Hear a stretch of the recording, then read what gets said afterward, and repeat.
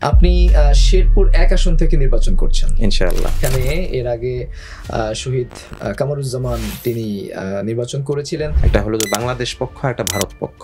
আচ্ছা, কোনো পাকিস্তান পক্ষ নেই। বিজয় লাভ করবে জামাত ইসলামী, এটা দেখে বিএনপি বা অন্য আরো অনেক প্যানেল নির্বাচনী করা বাদ দিয়ে দিয়েছে। আপনি ছাত্র রাজনীতির সাথে কখন জড়িত হলেন? মানে কওমি মাদ্রাসা থেকেও ইসলামী ছাত্র শিবিরে তিনি কেন্দ্রের পর্যায়ে দায়িত্ব পালন করছেন।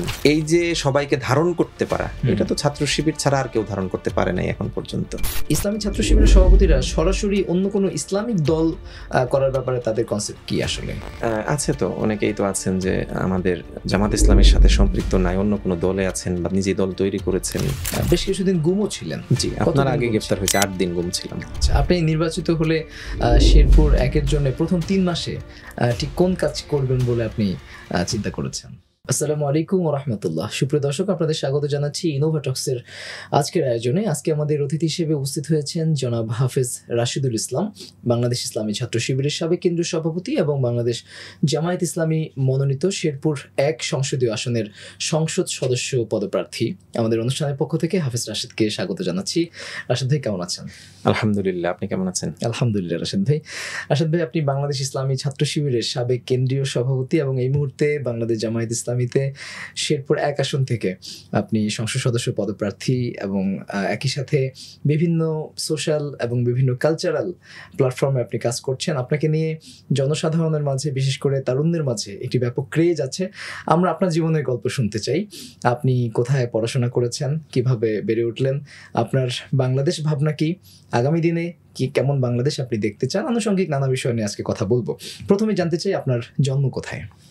শেরপুরে, বাংলাদেশের খুবই প্রত্যন্ত একটি জেলা, শেরপুর জেলার সদরেই, শহরের একটু বাইরে গ্রামে। আচ্ছা, মানে আপনি যেখান থেকে নির্বাচন করছেন সেখান থেকে? জি। ওকে, এরপরে পড়াশোনাটা আমার একটু ভিন্ন টাইপ। যেমন আমি মূলত বাড়িতেই পড়াশোনা করেছি। আমার বাবাই আমার গৃহশিক্ষক ছিলেন, আমার দাদা আমার গৃহশিক্ষক ছিলেন। ওনাদের কাছেই মূলত হাতে খড়ি বলা যায় যে আলিফ বা অ আ ক খ যেটা, সেটা আমার বাবা আমার দাদার কাছ থেকেই আমরা শিখেছি সবাই ফ্যামিলির। আচ্ছা, এরপর আমি শুরুতে মাদ্রাসায় ভর্তি হয়েছিলাম, আলিয়া মাদ্রাসায়। সেখানে পড়া হয় নাই, পরবর্তীতে প্রাইমারি স্কুলে পড়েছি ক্লাস 5 পর্যন্ত। আচ্ছা, এবং তার পরবর্তীতে আবার আলিয়া মাদ্রাসায় ভর্তি হয়েছি, ক্লাস 6 পড়েছি। 7 পড়া অবস্থায় আমি হিপস পড়তে চলে যাই। আচ্ছা, হিপস পড়েছি। এরপরে হিপস শেষ করে এসে আবার আলিয়াতে ক্লাস 9-এ ভর্তি হই। 9-10 এটা শেরপুরেই। আর তামিরুল মিল্লাত কামিল মাদ্রাসা ঢাকা মীর হাজিরবাগ, এখান থেকে আলিম করি। এরপর রাজশাহী বিশ্ববিদ্যালয়ে গিয়ে অনার্স মাস্টার্স করি। ডিপ্লোমা করেছি পপুলেশন সায়েন্স ডিপার্টমেন্টে, রাজশাহী বিশ্ববিদ্যালয়ে পড়াশোনা। আচ্ছা, এরপরে ডিপ্লোমা করেছি আইটির উপর। আর সর্বশেষ এমবিএ করেছি মানারাত ইন্টারন্যাশনাল ইউনিভার্সিটি থেকে HRM। আচ্ছা, আচ্ছা। আপনার বাসায় কে কে আছেন ফ্যামিলিতে? বাবা মা? আব্বা আম্মা ইন্তেকাল করেছেন দুজনই। আর আমরা 3 ভাই 2 বোন। আচ্ছা, আমার বাকি 4 ভাই বোন সবাই শেরপুরেই থাকেন। আচ্ছা, ওনারা সবাই শিক্ষক। ওকে। আপনি ছাত্র রাজনীতির সাথে কখন জড়িত হলেন? এটা আমাদের পারিবারিকভাবেই সম্পৃক্ততা। বলা যায় যে আমাদের ফ্যামিলির সবাইকেই আমার বাবাই দাওয়াত দিয়েছেন ইসলামী আন্দোলন করার ব্যাপারে, উদ্বুদ্ধ করেছেন এবং প্রয়োজনীয়তা উপলব্ধি করিয়েছেন। উনিও কি জামাতের রাজনীতির সাথে ছিলেন? জি, ছিলেন। আচ্ছা, কোন দায়িত্বে ছিলেন বা কোন পদে? উনি ওরকম বড় দায়িত্বশীল ছিলেন না, জামাতের রুকন প্রার্থী ছিলেন। আচ্ছা, এরপর আর হয়তো মনোনয়ন করা হয়নি। ওকে। জি। তো পারিবারিক সূত্রে আপনি ইসলামী ছাত্র শিবিরের রাজনীতির সাথে জড়িত হয়েছেন? জি, জি। সেটা কি হিপসে যখন পড়ছেন তখন? না, আমাদের তো বলেছি আপনাকে যে ভাবধারাটাই এরকম ছিল, যেমন আমরা খুব ছোটবেলা থেকেই জামাত ইসলামীর যে লিটারেচার আছে এগুলোর সাথে সম্পৃক্ত হয়েছি, পড়াশোনা করেছি খুব ছোটবেলা থেকেই। আচ্ছা, অর্থাৎ তাফিমুল কোরআন বা জামাতের যে সাহিত্য ভান্ডার আছে এগুলো আমরা ছোটবেলায় পড়ে ফেলেছি, এরকমও হয়েছে আর কি। আচ্ছা, মানে আপনি কি কাইন্ড অফ মানে বাইবন শিবির এমন কিছু বলতে পারেন। আচ্ছা, আচ্ছা। এমনিতে অফিসিয়ালি কখন শিবিরে যোগ দিলেন? অফিসিয়ালি মূলত শিবিরে যোগদান করলাম আমি যখন ক্লাস 9-এ ভর্তি হচ্ছি। তার আগ মুহূর্তে হিপস শেষ করার মানে প্রাককালে আমি ছাত্র শিবিরের একটা প্রোগ্রামের জন্য দাওয়াতপ্রাপ্ত হই যে আজকে আপনাকে কিন্তু এই প্রোগ্রামে আসতেই হবে। আচ্ছা, আচ্ছা। আপনি মিস করেন কেন, বা এরকম একটা দাবি তুলেছেন আমাদের যিনি থানা সভাপতি ছিলেন তিনি। আচ্ছা, আচ্ছা। এরপরে চলে আসেন তামিরুল মিল্লাত। জি। এবং সেখানেও নিশ্চয়ই আপনি শিবিরের আমি এলাকাতেও শিবিরের দায়িত্বে ছিলাম। আমাদের এখানে শিবিরের যে থানা ছিল সেই থানায় সেক্রেটারি ছিলাম সেই অবস্থায়, অর্থাৎ মাধ্যমিক পর্যায়ে আমি এ দায়িত্ব পালন করি। এখানে এসে ঢাকায় তখন আমি ছাত্র শিবিরের ওয়ার্ড সেক্রেটারি ছিলাম। আচ্ছা, আচ্ছা। এরপরে বিশ্ববিদ্যালয়ে গিয়ে আপনি পরবর্তীতে রাজশাহী বিশ্ববিদ্যালয়ের সভাপতি হয়েছেন। জি জি। আচ্ছা, রাজশাহী বিশ্ববিদ্যালয়ের সভাপতি যারা থাকেন অথবা সভাপতি না থাকলেও রাজশাহী বিশ্ববিদ্যালয়ের দায়িত্বশীল পর্যায়ে যারা থাকেন, ইসলামী ছাত্র শিবিরের ক্ষেত্রে কিংবা পরবর্তীতে বাংলাদেশ জামায়াত ইসলামের ক্ষেত্রে এমন একটি কথা শোনা যায় যে সেখানে রাজশাহী বিশ্ববিদ্যালয়ের সাবেক শিক্ষার্থী যারা বা সাবেক ছাত্রনেতা যারা শিবিরের, তাদের একটি প্রভাব বলয় রয়েছে। এটা কি আসলে যৌক্তিক কিনা? এরকম তো আসলে ছাত্র শিবিরের যে ধরন, সাংগঠনিক ফরম্যাট, এটার মধ্যে এরকম তো হওয়ার সুযোগ নেই। আচ্ছা, ঠিক একইভাবে জামাত ইসলামের তো সেই সুযোগ নেই, যদিও জামাত একটি গণসংগঠন, কিন্তু তারপরেও সেখানে সেই সুযোগ কিন্তু নেই যে আলাদা করে আমার বাবা জামাত করেছেন এজন্য আমি জামাত করি, আমি শিবিরের সভাপতি ছিলাম এজন্য আমার সন্তান হবে যে সেও শিবিরের সভাপতি হবে, বা অমুক এলাকায় শিবির হয়েছে তাই তারা সবকিছু শিবির দায়িত্বে থাকবে, এরকম হওয়ার সুযোগ নাই। এটা কিছুটা মুখের আছে, আমি আর যে বেশি কিছু মনে করছি না। তবে হ্যাঁ, এটা সত্য যে রাজশাহী বিশ্ববিদ্যালয়ের দায়িত্বশীল ভাইদের মধ্যে মানে সক্রিয় থাকার প্রবণতাটা হয়তো বেশি বা চোখে পড়ে, যে কারণে মনে হয় যে এরাই দায়িত্বশীল, কিন্তু আরো অনেকেই তো দায়িত্ব পালন করছেন। না, আমরা যদি দেখি যে যেমন মাওলানা রফিকুল ইসলাম খান, যিনি অবিভক্ত ঢাকা মহানগরীর আমির ছিলেন, তিনি রাজশাহী বিশ্ববিদ্যালয়ে অ্যালামনাই। একই সাথে ঢাকা মহানগরীর দক্ষিণে এখন যিনি আমির হিসেবে আছেন নুর ইসলাম বুলবুল ভাই, তিনি রাজশাহী বিশ্ববিদ্যালয়ে, যিনি সেক্রেটারি ডক্টর শফিকুল ইসলাম মাসুদ, তিনি রাজশাহী বিশ্ববিদ্যালয়। এভাবে যদি আমরা বলতে থাকি দেখা যাবে আপনি আছেন রাজশাহী বিশ্ববিদ্যালয়ে। তা আসলে কি রাজশাহী বিশ্ববিদ্যালয় থেকে? আপনি ঠিকই বলেছেন, মাঝে মধ্যে বিব্রতকর হয়। যেমন আমরা দেখা গেছে যে ঢাকা মহানগরী দক্ষিণে কোনো একটা কমিটিতে বসেছি, ঘটনাক্রমে ওখানে যারা বসেছি দুই একজন ছাড়া সবাই রাজশাহী বিশ্ববিদ্যালয়ে ছিলাম বা রাজশাহীর আশেপাশের কোনো শাখায় ছিলাম, হয়েছে এটা। বাট আমি এভাবে দেখি না। আমি মনে করি যে আমাদের এটা দৃষ্টিভঙ্গি এরকম হওয়া দরকার যে শুধুমাত্র ওপেন প্ল্যাটফর্মে রাজনৈতিক ক্ষেত্রে কাজ করছে এরকম যারা আছেন শুধু তারাই জামাত না, আরো বিভিন্ন সেক্টরে তো কাজ করছে, নানান সেক্টরের কিন্তু কাজ আছে, শিক্ষা গবেষণা থেকে শুরু করে নারী উন্নয়ন, বিভিন্ন উইংসে কিন্তু জামাত ইসলামের কাজ আছে। সেই সব সেক্টরগুলোতে কি সবাই রাজশাহী বিশ্ববিদ্যালয়ের বা সবাই ঢাকা বিশ্ববিদ্যালয়ের এরকম কিন্তু না, বিভিন্ন সেগমেন্টের লোকজন বিভিন্ন জায়গায় কাজ করছেন। আপনি তো উদাহরণ দিতে গিয়ে ঢাকা বিশ্ববিদ্যালয়ের কথা বললেন, আমি যদি একটু বলি যে আমাদের দেশের অন্যান্য প্রমিনেন্ট যে সংগঠনগুলো, সেটি বাংলাদেশ জাতীয়তাবাদী ছাত্র দল হোক কিংবা নিষিদ্ধ ঘোষিত ছাত্রলীগ হোক, সেই জায়গাগুলোতে আমরা দেখি যে সেন্ট্রাল পর্যায়ের শীর্ষ যে পদগুলো রয়েছে, কেন্দ্রীয় সভাপতি, সেক্রেটারি, সেই সকল পদগুলোতে কিন্তু ঢাকা বিশ্ববিদ্যালয় থেকে লিডারশিপ সার্ভ হচ্ছে। কিন্তু একমাত্র ইসলামী ছাত্র শিবির, সেখানে আমরা দেখি যে লিডারশিপ কিন্তু ঢাকা বিশ্ববিদ্যালয় থেকে আসছে, ব্যাপারটি তা নয়, বরং বিভিন্ন জায়গা থেকে আসছে। মানে বাংলাদেশের অন্যান্য রাজনৈতিক ছাত্র সংগঠন যেগুলো রয়েছে সেগুলোর সাথে শিবিরের এই পার্থক্যটা আসলে কেন? না, শিবির তো একটা ইউনিক একটি আইডিয়া, ইউনিক একটা বলবো যে কনসেপ্ট। যেমন দেখবেন যে আপনি যে ছাত্র শিবিরের কেন্দ্রীয় সভাপতি হয়েছেন আলিয়া মাদ্রাসার স্টুডেন্ট, জাস্ট মাদ্রাসার স্টুডেন্ট, তার অন্য কোনো পরিচয় তেমন, মানে কলেজে হয়তো পড়েছেন, পরবর্তীতে ডিগ্রি নিয়েছেন, তার মূল পরিচয় মাদ্রাসার শিক্ষার্থী। আচ্ছা, এরকমও হয়েছে যে জাস্ট ওই মফস্বলের একটা কলেজের একজন দায়িত্বশীল ছিলেন স্টুডেন্ট, তিনি এখানে এসে কেন্দ্রীয় সভাপতি হয়েছেন। এটা কিন্তু ছাত্র শিবির ছাড়া অন্য কোনো সংগঠন আমি জানি না আছে কিনা। ছাত্র শিবির কোনো গণ্ডির মধ্যে সীমাবদ্ধ নয়, এটাই ছাত্র শিবির ইউনিকনেস। আমি বলবো যে এই দৃষ্টিভঙ্গিকে সামনে রেখেই অন্য ছাত্র সংগঠনের সাথে মিলবে না। আচ্ছা আচ্ছা, আর কোনো ব্যাখ্যা নেই আমার জানা মতে। ওকে। আর আসলে আপনি তো একজন হাফেজে কোরআন হিফজ করেছেন আলহামদুলিল্লাহ। ইসলামী ছাত্র শিবিরের শীর্ষ পর্যায়ের নেতৃত্বে যারা ছিলেন, আমি যদি স্পেসিফিক বলি, ইসলামী ছাত্র শিবিরের যারা সাবেক কেন্দ্রীয় সভাপতি ছিলেন, এর মধ্যে কতজন আসলে হাফেজ ছিলেন? সবাই হাফেজ, কোরআনের কোনো না কোনো অংশ তো সবাই মুখস্থ করেছে।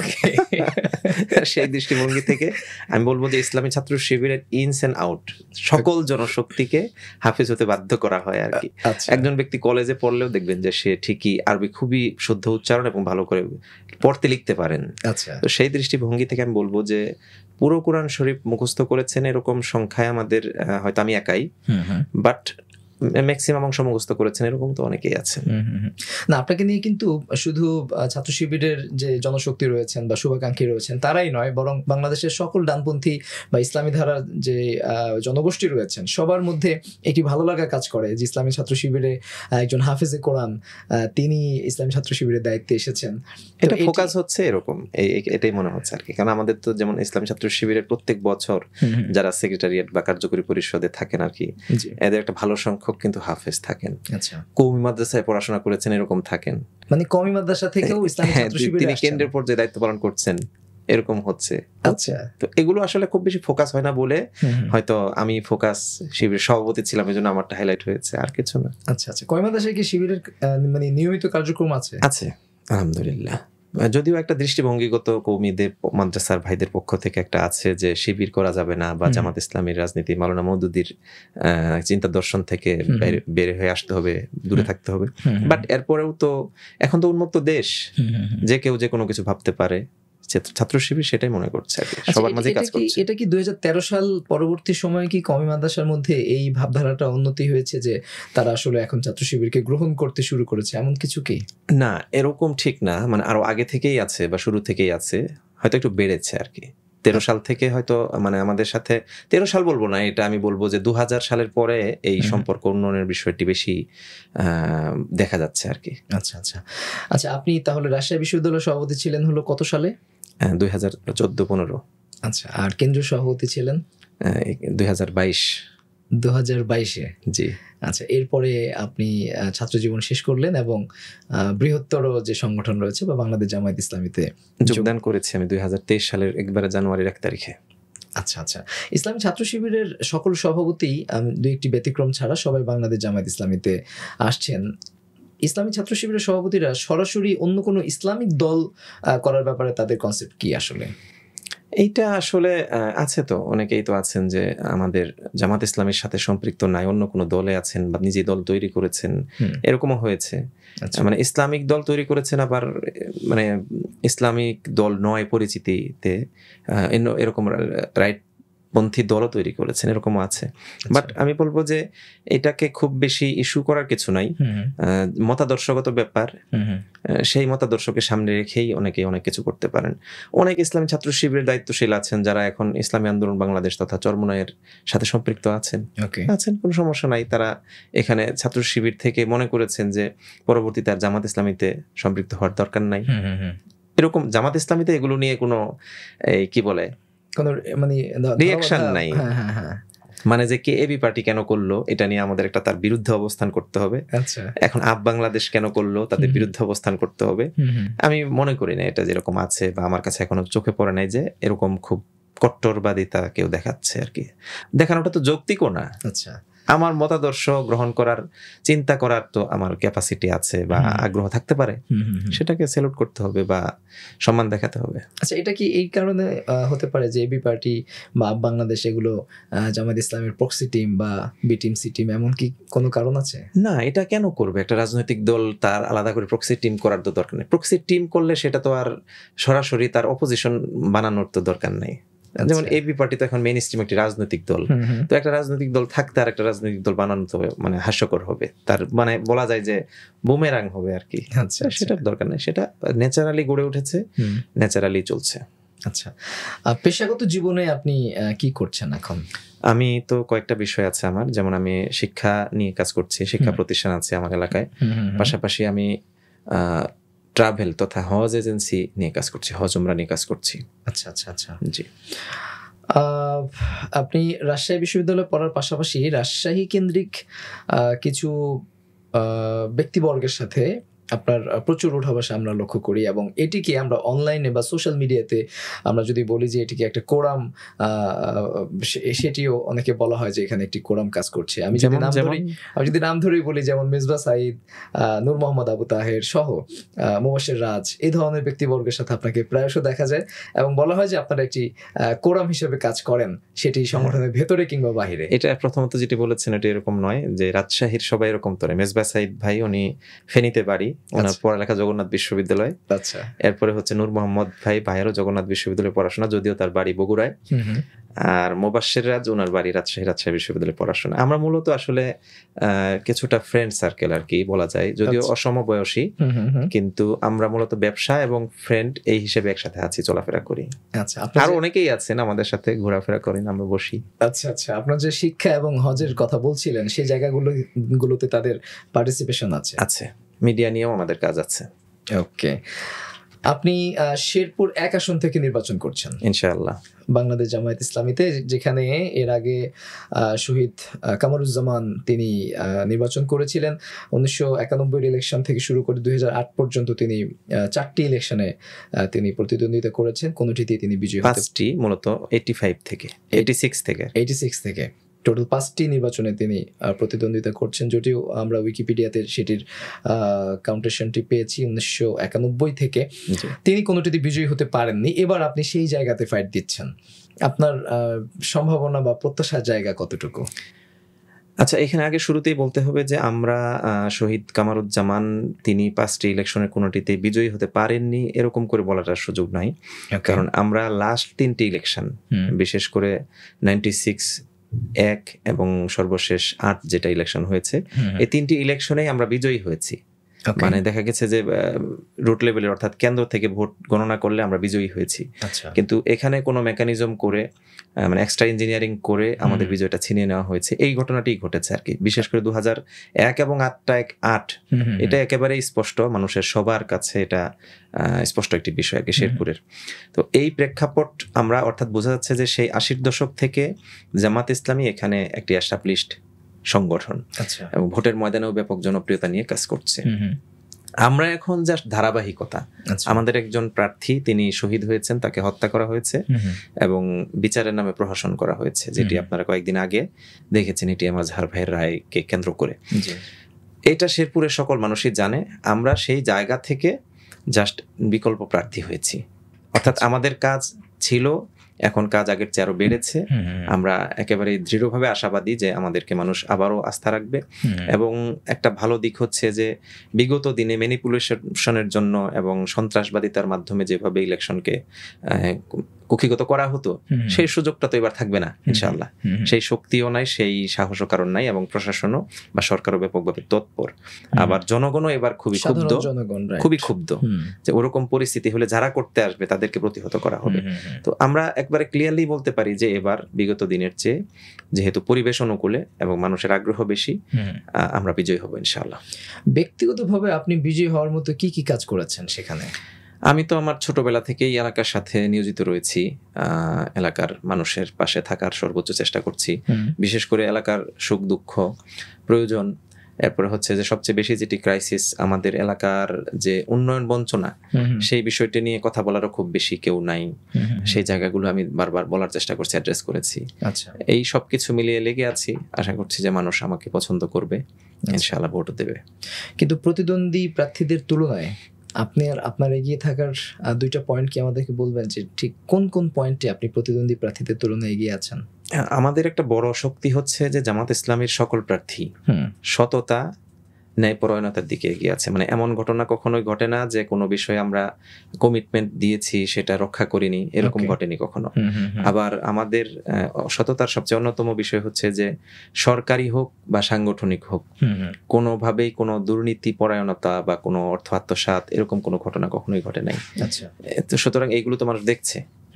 আবার অপোজিশন যারা আছে, আমি মানে সরাসরি অ্যাড্রেস করে বলতে পারবো না এই মুহূর্তে, ঠিক হবে না, বাট তাদের ব্যাপারে নেগেটিভ কথাবার্তা বা এই পয়েন্টগুলোতে অনেক আগে থেকেই মানুষ জানে। এবং এমনকি সর্বশেষ এই বছর খানেক ধরে খুবই দুঃখজনক কিছু ঘটনা আছে। আচ্ছা, জি। মানুষ কি আসলে শুধু মানে সততা দেখেই কাউকে পছন্দ করে, নাকি তার সাথে যোগ্যতা বা দক্ষতাও প্রয়োজন? এখানে আপনাকে একটা বিষয় বলি, যে জামাত ইসলামের ফরম্যাটটা তো আর শুধুমাত্র আমি ব্যক্তিকেন্দ্রিকই হবে না।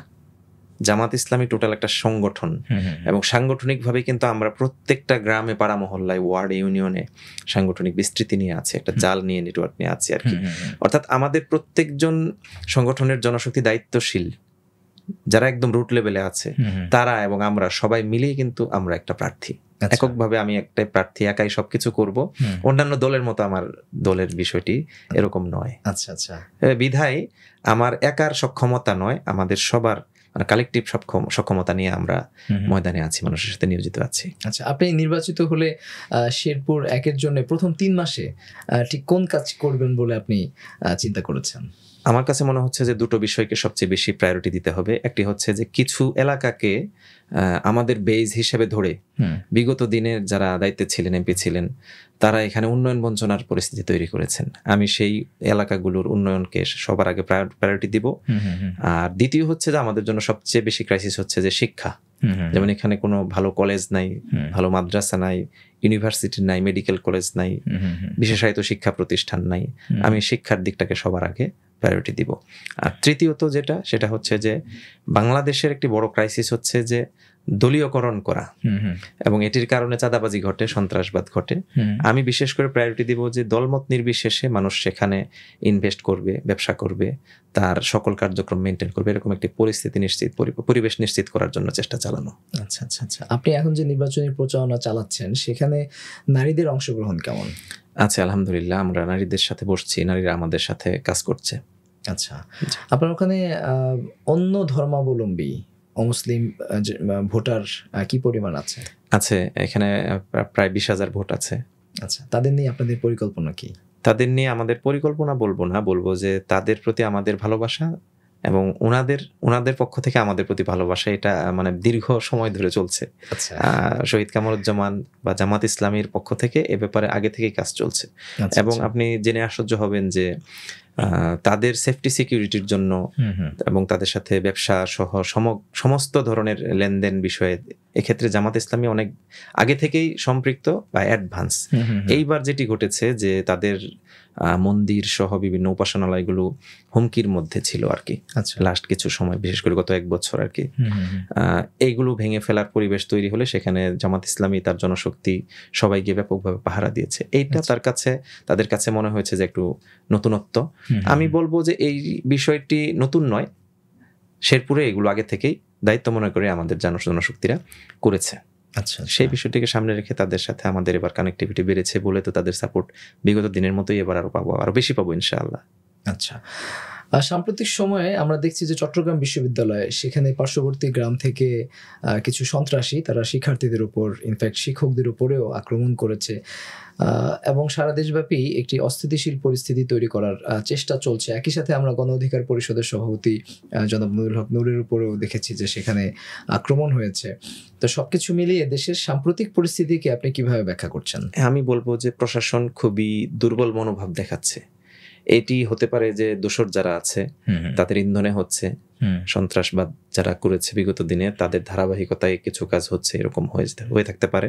আমি এটাকে খুবই বড় করে দেখছি না, বাট আমি মনে করছি যে এটা এই মুহূর্তেই পদক্ষেপ না নিলে, সিদ্ধান্ত না নিলে এটা সামনের দিনে হয়তো বড় কিছু হতে পারে। কিন্তু আপনি জনাব নুরুল হক নূর যে আক্রান্ত হলেন, এই ঘটনাটাকে আপনি ছোট মনে করছেন? না, ঘটনাটাকে ছোট মনে করি না। আমি বলছি যে টোটাল এই যে প্রশাসনের উদাসীনতা, এটাকে আমি বড় করে দেখছি না, কিন্তু যদি এখনই এটার ব্যাপারে পদক্ষেপ না নেওয়া হয়, সামনে হয়তো ভয়ঙ্কর কিছু হতে পারে। লাইক 5 আগস্টের আগের যারা শক্তি ছিল তারা হয়তো এই বিষয়টাকে পুঁজি করে হাজির হতে পারে। আচ্ছা, যেমন নুরুল হক নূরের মতো একজন দলের প্রধানকে যেভাবে নির্মম নির্যাতন করা হয়েছে, এবং সেটি আপনি জানেন যে সরাসরি প্রশাসন করেছে, পুলিশ করেছে, এবং সেখানে সেনাবাহিনীর উপস্থিতিতে, মানে আমরা ফুটেজে দেখেছি সেনাবাহিনী সরাসরি নিজেই স্টেপ নিয়েছে আর কি। তো এটি তো অত্যন্ত ভয়ঙ্কর বিষয় আর কি। আমি বলছি যে এখনো পর্যন্ত যা আছে এটাকে যদি এখনই থামানো না যায়, কন্ট্রোলে না নিয়ে আসা যায়, তাহলে ফিউচারে আমরা যে বাংলাদেশ নিয়ে এখন আছি এই বাংলাদেশটা হয়তো ব্যাহত হতে পারে। আমি এভাবে দেখছি। আমরা একটু আপনার ব্যক্তি জীবনে ফিরি। আপনি তো ফ্যাসিবাদ বিরোধী আন্দোলন করতে গিয়ে বিভিন্ন সময় নির্যাতন, নিগ্রহণের শিকার হয়েছেন, এবং আপনি বিভিন্ন সময় জেল জুলুমের শিকার হয়েছেন। আপনার জেল জীবন বা আপনার গুম থাকার গল্পগুলো যদি একটু সংক্ষেপে আমাদেরকে বলেন। আপনার সাথে তো থেকেছি। সেটা তো জুলাই আন্দোলনে ছিল। আপনি কোথাও বলে ফেললে কিন্তু সেটা কমন পড়ে যাবে। জুলাই আন্দোলনের বাহিরে আপনাদের আর কোনো গল্প আছে? জি জি জি, আমি 2010 সালে রাজশাহী বিশ্ববিদ্যালয়ে অধ্যয়নরত অবস্থায় গ্রেফতার হয়েছি। সেখানে 1 মাস 40 দিন কারাগারে ছিলাম, এবং পরবর্তীতে 2013 সালে আমি শেরপুরে গ্রেফতার হই। আমি তখন রাজশাহী বিশ্ববিদ্যালয়ের সাংগঠনিক সম্পাদক, বাড়িতে ছুটিতে এসেছিলাম, তখন একটা প্রোগ্রাম থেকে আমাকে গ্রেফতার করা হয়। 2019 সালে আমাকে গ্রেফতার করা হয়েছে ঢাকা থেকে। আমাদের এক দায়িত্বশীল ভাইয়ের বাসায় ইফতার ছিল, সেই ইফতার অনুষ্ঠান থেকে। এরপরে তো 2024-এ গ্রেপ্তার হলাম। এর মাঝখানে আরো কয়েকবার আটক হয়েছি, হয়তো জেলখানায় যেতে হয় নাই। এরকম হলো যে মার্চ ফর ডেমোক্রেসি একটা প্রোগ্রাম ছিল ঢাকাতে, সেই অনুষ্ঠানকে কেন্দ্র করে আমরা রাজশাহী থেকে ট্রেন যোগে আসছিলাম, অসংখ্য ভাইরা, সেখানে পুরো ট্রেন আটক করে আমাদেরকে পুলিশ লাইনে নিয়ে আটক করে রাখা হয়েছিল। পুরো ট্রেন? আচ্ছা আচ্ছা, এরকম হয়েছে আর কি। তো এইগুলোই আর কি। আচ্ছা, 24শে জুলাই আন্দোলনে আপনি আমি একই সাথে ছিলাম। তো আপনি তো এর আগে বেশ কিছুদিন গুমও ছিলেন। জি, আপনার আগে গ্রেফতার হয়েছে, 8 দিন গুম ছিলাম। 8 দিন গুম ছিলেন? জি জি। আচ্ছা আচ্ছা। এবং আপনাকে নিয়ে আমরা কিন্তু পরবর্তীতে দেখেছি যে সেখানে বোম ডিসপোজালের নাটক করা হয়েছিল, এই ধরনের ঘটনাগুলো কিন্তু ঘটেছিল। অর্থাৎ আমাকে শো করা, মানে গ্রেপ্তার, তারা যে নাটকটা সাজিয়েছে যে ধানমন্ডি থানা জামাতের অফিসে বোম পাওয়া গেছে, এই বোম আবার ডিসপোজাল করা হচ্ছে, এখান থেকে রাশেদুল ইসলামকে গ্রেপ্তার করা হয়েছে, এরকম এই মর্মে মামলা সাজানো হয়েছে। কিন্তু আমি কিন্তু তার আগেই 8 দিন আগে, 9 দিন আগে গ্রেপ্তার হয়েছি, বাসা থেকে গ্রেপ্তার হয়েছে আমাকে। ধানমন্ডি থানা কেন? আপনি কি ধানমন্ডি থানা? আমি জামাতের আমির। ও আচ্ছা আচ্ছা আচ্ছা। গ্রেপ্তারের সময় দায়িত্বে ছিলেন এবং সেই কারণে আপনি? জি জি জি, আমার মোবাইল থেকে থানার যে দায়িত্বশীলদের তালিকা, রুকনদের তালিকা, সেটা তারা পেয়েছে। আচ্ছা আচ্ছা। আপনার সকল মামলাগুলো কি উইথড্র করা হয়েছে বা? এখনো শেষ হয়নি, কিছু আছে প্রক্রিয়াধীন, চলছে আর কি, ধারাবাহিকভাবে হচ্ছে। আচ্ছা আচ্ছা। বাংলাদেশে ফ্যাসিবাদ পরবর্তী সময়ে যেভাবে ইসলামের উত্থান আমরা লক্ষ্য করছি, আমি ইসলামের উত্থানই বলবো, বা ইসলামী যে সকল শক্তিগুলো রয়েছে তাদের মাঝে যে একটি ঐক্য আমরা লক্ষ্য করছি, এটি আগামী দিনে ইসলাম প্রতিষ্ঠা কিভাবে ভূমিকা রাখতে পারে? ইসলামের উত্থান বলতে আসলে বাংলাদেশ তো একটা মুসলিমদের কান্ট্রি, এবং এটা বলা যায় যে আমাদের যে স্বাধীনতা সংগ্রাম 71, সেই সময়েরও আগ থেকে কিন্তু এখানে ইসলামের কি বলে বীজ এখানে বোনা হয়েছে, বীজ ছিল বলেই কিন্তু এটা পাকিস্তানের অংশ ছিল। অর্থাৎ 47-এ ভাগটা কিন্তু এই কারণেই হয়েছে যে এটা মুসলিম অধ্যুষিত পাকিস্তান, মুসলিম অধ্যুষিত পশ্চিম পাকিস্তান, এই দুটাকে এক করা হোক, এরকম দাবি তুলেই কিন্তু এখানে বলা হয়েছে। সেই সময় থেকেই এখানকার মানুষদের মধ্যে ইসলামী হুকুমাত কায়েম, ইসলামী সমাজ ব্যবস্থা কায়েম, এই বিষয়গুলোর ব্যাপারে আগ্রহ ছিল, কিন্তু আসলে ওই রকম করে বাড়তে দেওয়া হয়নি কখনোই। বারবার সেইগুলোকে বামপন্থীরা নানান কাজে, নানান ফরম্যাটে দমিয়ে দেওয়ার চেষ্টা চালিয়েছে। আমি বলবো যে আস্তে আস্তে এইটা বিস্ফোরণে পরিণত হয়েছে, এবং সেই বিস্ফোরণটা এখন ঘটেছে এই 5 আগস্ট। যেমন আমি আপনাকে একটু বলি, 5 আগস্টের যে আন্দোলনটা, এখানে ছাত্র জনতা শব্দটা উল্লেখ করে আমরা কমনলি বলতে পারি, বাট ছাত্র জনতাকে যদি একটু সেগমেন্ট করি আমরা, এখানে দেখবেন যে আলেম বা মাদ্রাসা শিক্ষার্থীদের একটা বিরাট ভূমিকা আছে। তো এটি কেন হঠাৎ এত বিস্ফোরণ আকারে হলো? এর কারণ কিন্তু এটাই যে বাংলাদেশে বিগত 15 বা 17 বছরে যে জুলুম নির্যাতন হয়েছে, সেখানে একটা বড় টার্গেট করা হয়েছে ইসলামপন্থীদের। ইসলামপন্থীরা তাদের স্বকীয়তা নিয়ে যেন থাকতে না পারে, বাড়তে না পারে, এই চেষ্টা চালানো হয়েছে। তো সেই সময় কিন্তু ছাত্র জনতার মধ্য থেকে এই আলেম ওলামা বা মাদ্রাসা শিক্ষার্থীরা এবং বিশাল দীর্ঘমেয়াদী এটা টার্গেটে তারা রাস্তায় নেমেছে। এখন সেটাই বাস্তবতা দেখছি আমরা, যে তাদের মধ্যে একটা ঐক্যবদ্ধ প্রয়াস আছে। ঐক্য আগেও ছিল, এখন সেটা একটু বেড়েছে। আচ্ছা আচ্ছা। আগামী নির্বাচনে বাংলাদেশ জামায়াত ইসলামীর সাথে কোন কোন ইসলামী দলের ঐক্য হতে পারে? আমি তো মনে করছি যে শেষ মোমেন্টে গিয়ে সকল ইসলামপন্থী সংগঠনগুলো এবং সকল বাংলাদেশপন্থী যারা আছেন, এদের অধিকাংশই জামাত ইসলামীর যে চিন্তা দর্শন, কথাবার্তা, রাজনৈতিক বক্তব্য, পলিসি, এই সব কিছুর সাথে এখন পর্যন্ত যেহেতু একমত, শেষ পর্যন্ত সবাই একমত হবে ইনশাআল্লাহ। কিন্তু বাংলাদেশপন্থী সবাই যদি একমত হয়ে যায়, তাহলে সংসদে বিরোধী দল কাদেরকে বানাবেন? না, সংসদীয় আসনে ভাগবাটোয়ারা, সরকার গঠন, বিরোধী দল হওয়া, এটা তো ভিন্ন বিষয়। আমি বলছি যে এখন পর্যন্ত বাংলাদেশে কিন্তু 2টা পক্ষ আছে। আচ্ছা, একটা হলো যে বাংলাদেশ পক্ষ, একটা ভারত পক্ষ। আচ্ছা, কোনো পাকিস্তান পক্ষ নাই? না, এখানে পাকিস্তান পক্ষ থাকার তো সুযোগ নেই, এবং সেই ধরনের কোনো অ্যাক্টিভিটি কি আমরা কখনো দেখেছি 71-এর পর থেকে যাবত পর্যন্ত? আমরা দেখি নাই সেটা। সুতরাং এখানে পক্ষ হয়ে গেছে 2টা, একটা হলো বাংলাদেশ পক্ষ, আর একটা হলো ইন্ডিয়া পক্ষ আর কি। তো সেই ইন্ডিয়া পক্ষ যারা ছিল, বিশেষ করে আওয়ামী লীগ, তারা তো ইতোমধ্যে দেশ থেকে প্রথমত হলো যে তারা পালাতে বাধ্য হয়েছে। আমি বলবো যে তারা যেহেতু আবার ফিরবে, তো তারা তো এই দেশেরই মানুষ, এই দেশের পক্ষ হয়ে তাদেরকে ফিরতে হবে। আচ্ছা, এই দেশের মানুষের সাথে, চিন্তাধারার সাথে তাদের চিন্তাধারাকে এক করেই এখানে ফিরতে হবে। সংসদে কে যাবে, কে বিরোধী দল হবে, সেটা তো ভিন্ন প্রশ্ন।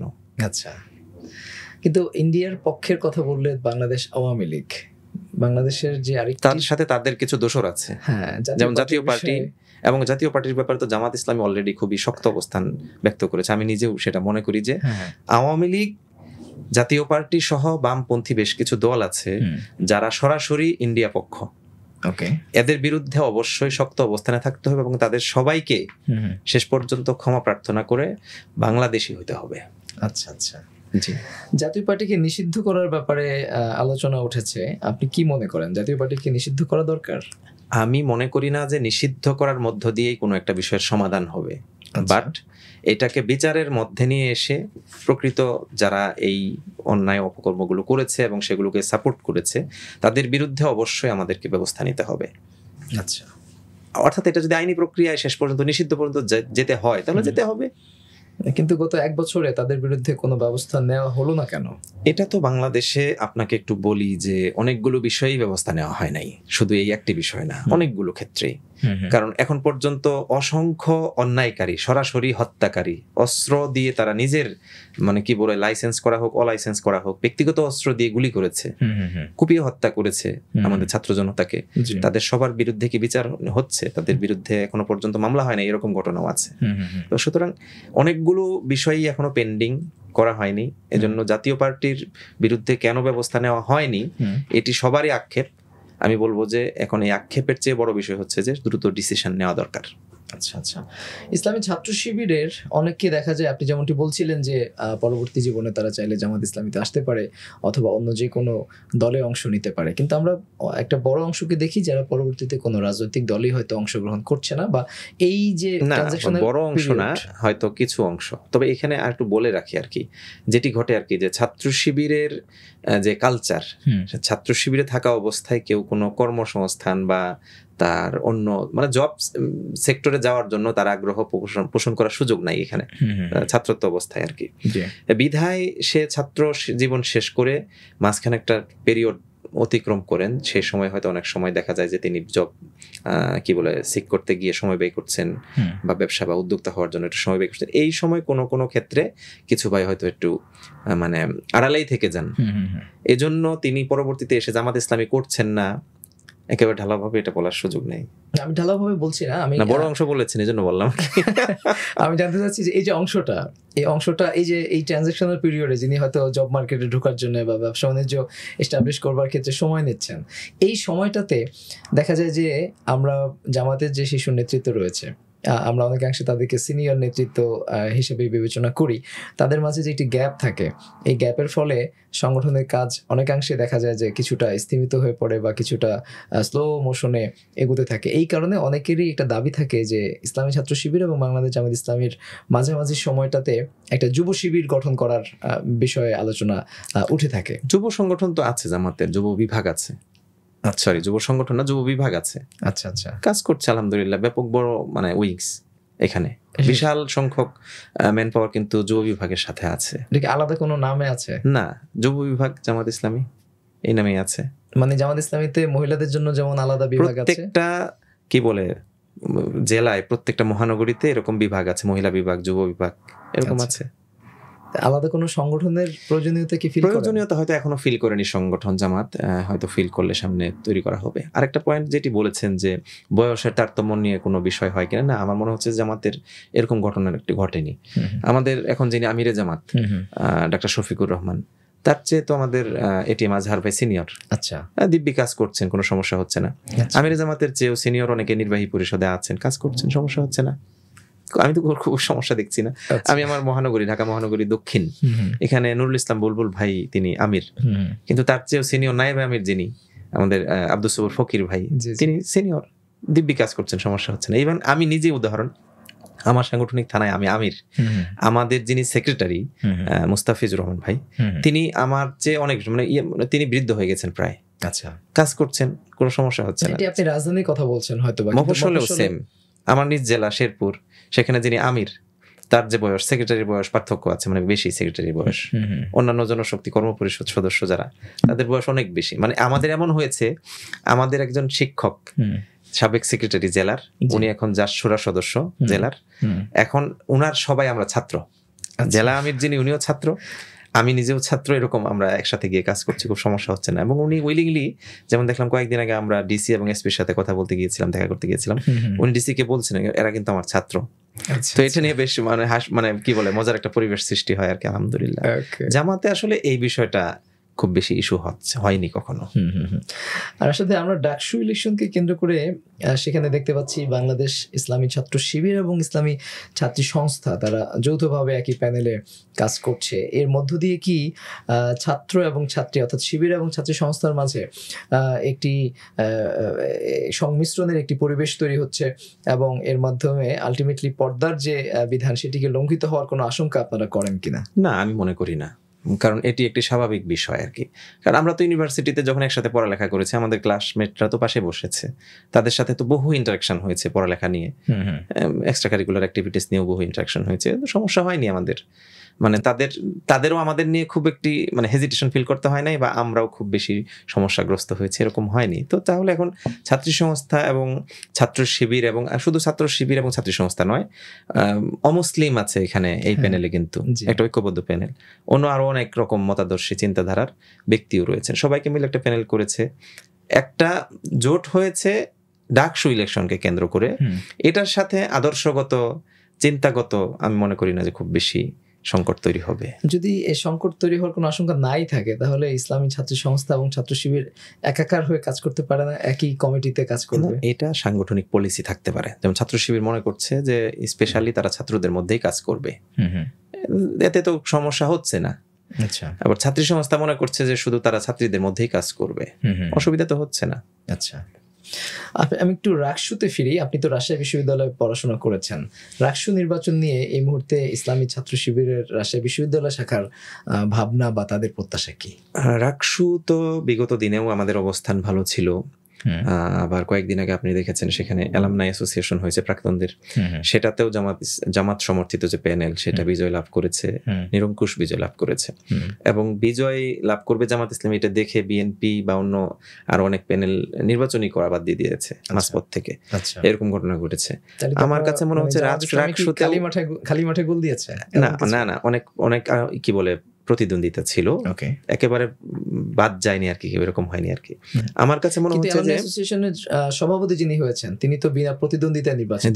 জি ওই আসনটিতে প্রতিদ্বন্দ্বিতা করার মতো কোনো নেতা কি অন্য হয়তো তারা সাহস করেনি, বিএনপি ছিল তারা প্রত্যাহার করে নিয়েছে। আচ্ছা, আর অন্যান্য পন্থীয় কিছু ছিল তারাও প্রত্যাহার করে নিয়েছে। ওকে। রাকসুতেও আমার কাছে মনে হচ্ছে যে এরকমই ঘটনা ঘটবে। মানে ছাত্র শিবিরের ওখানে যে একটা অবস্থান, সেটাকে কেন্দ্র করে ছাত্র শিবিরের কার্যক্রম দেখে এবং বর্তমান সময় প্রেক্ষাপটকে পর্যালোচনা করে আমি মনে করি যে রাজশাহী বিশ্ববিদ্যালয়ের বর্তমান শিক্ষার্থীরা ছাত্র শিবিরকেই বা ছাত্র শিবিরের সমর্থনে যে প্যানেল থাকবে সেই প্যানেলকেই বিজয়ী করবে ইনশাআল্লাহ। আমরা গতকাল দেখলাম, আমি এটা শুধুমাত্র রাকসু না, ডাকসুতেও কিন্তু সেম ঘটনা ঘটবে। আচ্ছা, একদম সিরিয়াসলি আমি বলছি, দেখবেন আমাদের ক্যালকুলেশন বা আমরা মনে করছি এখন যে ভবিষ্যৎ তো বলার সুযোগ নাই, এটা ছাত্রছাত্রীদের রায়েই আসবে ইনশাআল্লাহ। বাট আমি মনে করছি যে ছাত্রছাত্রীরা এখন যে অবস্থানে রয়েছে, যে ভাবনায় রয়েছে, এইটার সাথে ছাত্র শিবির যায়। আচ্ছা, আর অন্য কেউ এখন যাচ্ছে না। কেন যাচ্ছে না সেটা তারা চিন্তা করুক। আচ্ছা, রাজশাহী বিশ্ববিদ্যালয়ের ক্ষেত্রে আপনি কেন মনে করছেন যে ভাবনার সাথে শিবির যাচ্ছে এখন? সেকেলে সন্ত্রাসবাদী ধ্যান ধারণা, পিছনের ঘটনাগুলোকে সামনে নিয়ে এসে আলোচনা করা, এগুলো এখন শিক্ষার্থীরা চাচ্ছে না। এখন চাচ্ছে কি বলে অ্যাডভান্স হতে, বাংলাদেশকে তৈরি করতে, গড়তে, আগামীর বাংলাদেশ গড়ার জন্য এখন শিক্ষার্থীরা তাদের ক্যারিয়ার বিল্ড আপ করছে। তো সেখানে তো ছাত্র সংগঠনগুলো যেগুলো আছে বা বিভিন্ন উইংস আছে, তাদের চিন্তাধারার মধ্যে আমি বলবো যে বহু ব্যাকডেটেড চিন্তাধারা আছে। আচ্ছা, এবং এই কারণেই সাধারণ শিক্ষার্থীরা ছাত্র শিবিরকে অলরেডি তো প্রকাশ্যে বলছে সেইগুলো ছাত্ররাই, মানে সেগুলো তো মিডিয়া চলে আসছে অলরেডি। এই সবকিছু বিশ্লেষণ করলে আমার কাছে মনে হয়েছে যে রাকসুতে বা সকল ছাত্র সংসদ নির্বাচন যেখানে হবে সেখানে ছাত্র শিবিরের নিরঙ্কুশ বিজয় হবে ইনশাআল্লাহ। যেখানে ছাত্র সংসদ নির্বাচন হবে এমন প্রত্যেকটা ক্যাম্পাসে কি ছাত্র শিবিরের নিরঙ্কুশ আধিপত্য বা নিয়ন্ত্রণ কি রয়েছে? নো, আমি এটা মনে করি না। ছাত্র শিবিরের আধিপত্য বলতে কিছু নাই। ছাত্র শিবির সাধারণ ছাত্রদের সাথে মিলে মিশেই আছে, সাধারণ ছাত্রদের অধিকার প্রতিষ্ঠার জন্যই তারা কাজ করছে। আচ্ছা, আমি তো বলছি যে ছাত্র শিবির মানে শুধু ছাত্র শিবির না, ছাত্র শিবির মানে আপনার কিছুদিন আগে দেখেছেন যে জামাতের আমির ডাক্তার শফিকুর রহমান বলেছেন যে এই শহীদ মানে আমাদের বলে কিছু নাই, সকল শহীদই আমাদের। এই যে সবাইকে ধারণ করতে পারা, এটা তো ছাত্র শিবির ছাড়া আর কেউ ধারণ করতে পারে নাই এখন পর্যন্ত। আচ্ছা, প্রত্যেকের একটা স্বকীয়তা আছে, একটা বলয় নিজস্বতা আছে, এরকম মনে করে সবাই আর কি। বাট ছাত্র শিবির এখন পর্যন্ত মনে করেছে যে সকল সত্য চিন্তাধারী, সঠিক চিন্তাধারী এবং অ্যাডভান্স যারা, তারা সবাই ছাত্র শিবিরের মানে ছাত্র শিবির তাদের সবাইকে ধারণ করতে চায়। আচ্ছা আচ্ছা। জি। আর আসাদ ভাই, এখন যে দেশের চলমান উদ্ভূত পরিস্থিতি, তাতে অনেকেই আশঙ্কা করছেন যে দেশে হয়তো আবারও সেনা শাসন চালু হতে পারে, আবারও 1/11 হয়তো বা ফিরে আসতে পারে। আপনার কি ধারণা বা কি আশঙ্কা? না, এটাকে একেবারে অমূলক হিসেবে উড়িয়ে দেওয়ার মতো নয়, কারণ এখানে অনেক কিছু ঘটেছে বা অনেক কিছু ভালো কিছু হওয়ার কথা ছিল, হচ্ছে না, কেন পেন্ডিং আছে, এগুলো মানে মীমাংসা হচ্ছে না আর কি। সেই বিষয়গুলোকে সামনে রাখলে যারা যারা এই বিষয়গুলোকে বিশ্লেষণ করছেন, তাদের বিশ্লেষণকে গুরুত্ব দিতে হবে আমাদের। আমি বলবো যে এটা খুবই গুরুত্বপূর্ণ। বাট আমি মনে করছি না যে এখন যে সিচুয়েশন, এটা লাস্টলি সেনা সমর্থনের দিকে যাবে বা সেনা শাসনের দিকে যাবে, এটা মনে করছি না। কারণ সেনা প্রধান বা সেনাবাহিনী তারা নিজেরাও কিন্তু এ ব্যাপারে কমিটেড, সিরিয়াস, যে বাংলাদেশ এখন যে ভঙ্গুর অবস্থায় আছে, এখান থেকে বের করে নিয়ে আসার জন্য আমাদের সবাইকে ঐক্যবদ্ধভাবে কাজ করতে হবে। সুতরাং তাদের বক্তব্য যদি ঠিক থাকে এবং আমরা সবাই মিলে যদি সেই বক্তব্য ধারণ করতে পারি, তাহলে তো আমি মনে করি না যে ওইরকম কোনো বিষয় আসবে। কিন্তু আমি মনে করি যে এখন যে অবস্থায় আমরা আছি, এখানে ঐক্যবদ্ধতার মধ্যে কিছুটা চির ধরার মানে আশঙ্কা আমি দেখতে পাচ্ছি আর কি। এটাকে রিমুভ করতে হবে, দ্রুত মেরামত করতে হবে। রাশেদ ভাই, আপনি বলছিলেন যে বাংলাদেশ আওয়ামী লীগের নেতাকর্মী বা যারা রয়েছে দায়িত্বশীল, তারা তো আসলে পালিয়ে গেছে। কিন্তু আমি একটু দ্বিমত করতে চাই, সবাই তো আসলে পালিয়ে যায়নি। না, আছে, পালিয়ে গেছে, সবাই আছে, অল্প কয়েকজন গেছে, অল্প কয়েকজন নেতৃস্থানীয় অল্প কয়েকজন হয়তো পালিয়ে গেছে। সবাই যারা আছে, ইনফ্যাক্ট সাধারণ ভোটার যারা আছে, আগামী জাতীয় নির্বাচনে তাদের ভোটাধিকার তো আর কেড়ে নেওয়া হচ্ছে না। সো তাদের ভোটগুলোর ব্যাপারে আপনাদের বাংলাদেশ জামায়াত ইসলামের মনোভাব আসলে কি?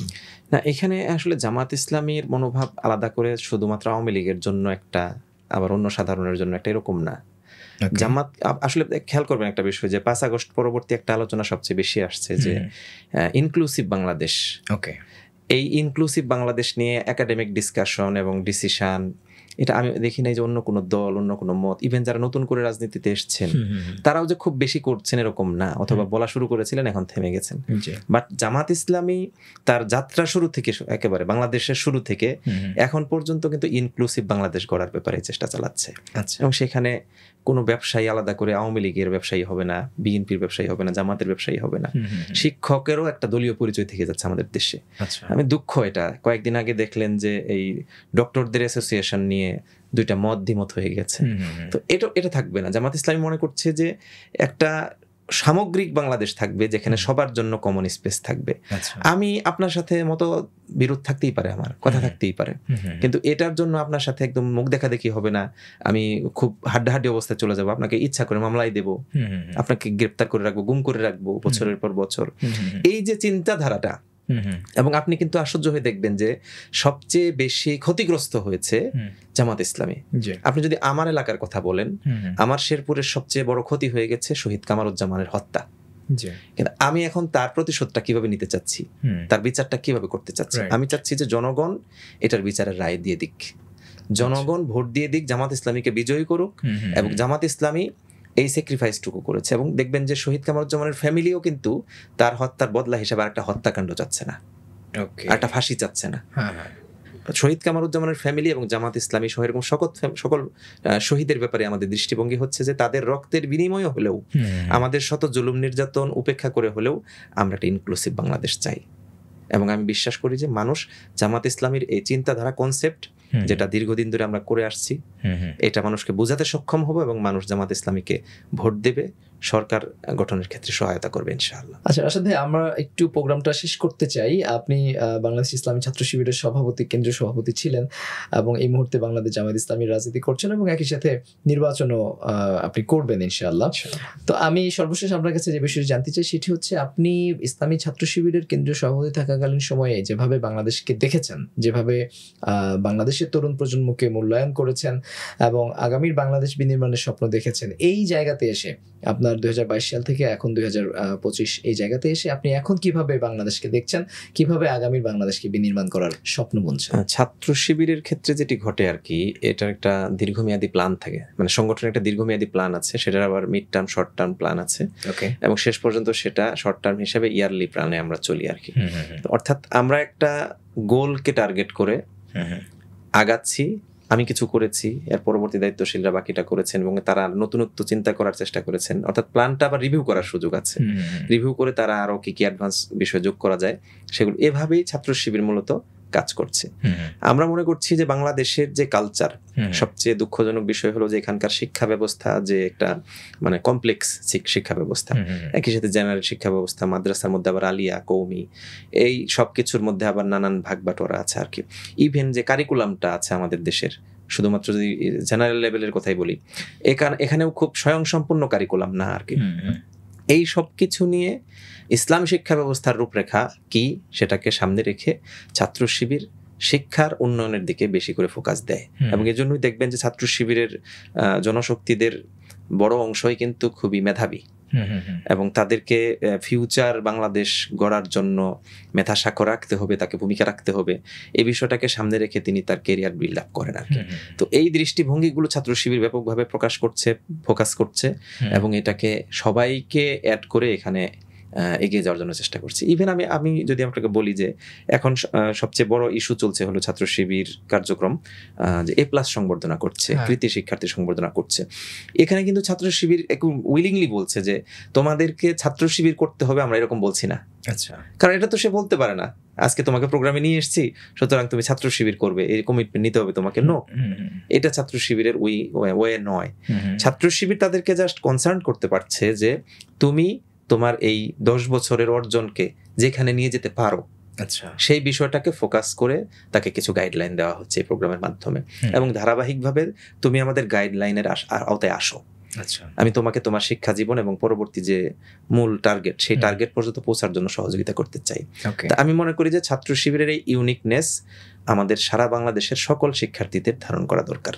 আচ্ছা, জি, অনেক ধন্যবাদ জনাব রাশেদ, আপনি ব্যস্ততার মাঝে আমাদেরকে সময় দিয়েছেন। আপনাকেও অসংখ্য ধন্যবাদ আমাকে সুযোগ করে দেওয়ার জন্য। সুপ্রিয় দর্শক, আমরা এতক্ষণ শুনছিলাম হাফেজ রাশিদুল ইসলামের কাছ থেকে, যিনি বাংলাদেশ ইসলামী ছাত্র শিবিরের সাবেক কেন্দ্রীয় সভাপতি এবং যিনি শেরপুর 1 আসন থেকে বাংলাদেশ জামায়াত ইসলামী মনোনীত সংসদ সদস্য পদপ্রার্থী। তিনি আলোচনা করছিলেন ইসলামী ছাত্র শিবির আগামী দিনে বাংলাদেশ বিনির্মাণ করবার জন্য কেমন নেতৃত্ব তৈরি করতে চায়, এবং একই সাথে তার কথায় আমরা জানতে পেরেছি রাজশাহী বিশ্ববিদ্যালয় থেকে শুরু করে বাংলাদেশের যে সকল বিশ্ববিদ্যালয়গুলোতে ছাত্র সংসদ নির্বাচন হতে পারে সেই জায়গাগুলোতে শিবিরের প্যানেল কতটুকু জয়ের সম্ভাবনা রাখে সেই সংক্রান্ত বিষয়গুলো আমরা আমাদের আজকের আলোচনায় আমাদের আমন্ত্রিত অতিথির কাছ থেকে জানতে পেরেছি। আমাদের পুরো অনুষ্ঠানটি দেখবার জন্য আপনাদের প্রতি অশেষ কৃতজ্ঞতা জানিয়ে আমরা আমাদের আজকের এপিসোড এখানে শেষ করছি। আল্লাহ হাফেজ, আসসালামু আলাইকুম ওয়া রাহমাতুল্লাহি ওয়া বারাকাতুহু।